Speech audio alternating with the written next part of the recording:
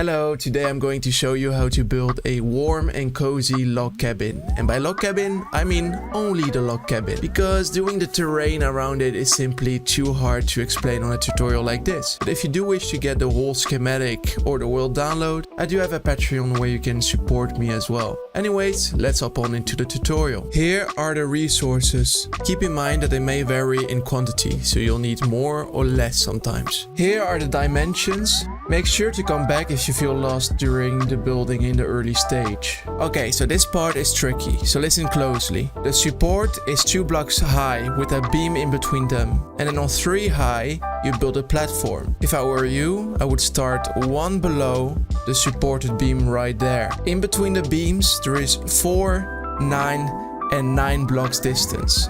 Now proceed to build 1 block below the platform and use spruce slabs, building a path going to the log cabin. And now this is a technique that some people don't know yet, but you can put trapdoors on the inside or the outside of a block. So to build a zigzag pattern, you have to switch between the two. Watch carefully my character where he puts the trapdoors down.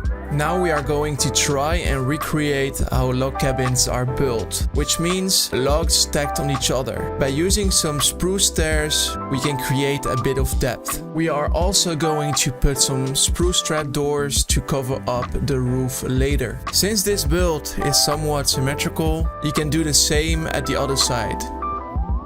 Now connect the logs together that you already built on the side. Now this technique is pretty straightforward, you do the same at the front, but we will add a door and 2 more windows. And at the top we can build a little overhang. Repeat at the back. Also adding some extra support can make the build look more sturdy. This is so far what it should look like. Now place down some deep slate slabs against the spruce trapdoors that we already placed. And at the front put down an extra slab, full block, slab, block and continue this pattern. You can see me using deep slate and deep slate bricks. You can switch between them whenever you want. It's not necessary, just an extra detail. You can then connect the full blocks together with moss blocks.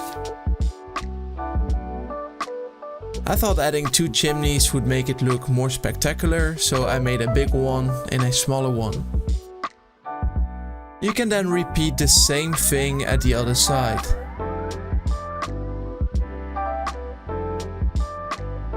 Build a support of 2 blocks high and then 5 spruce fences up.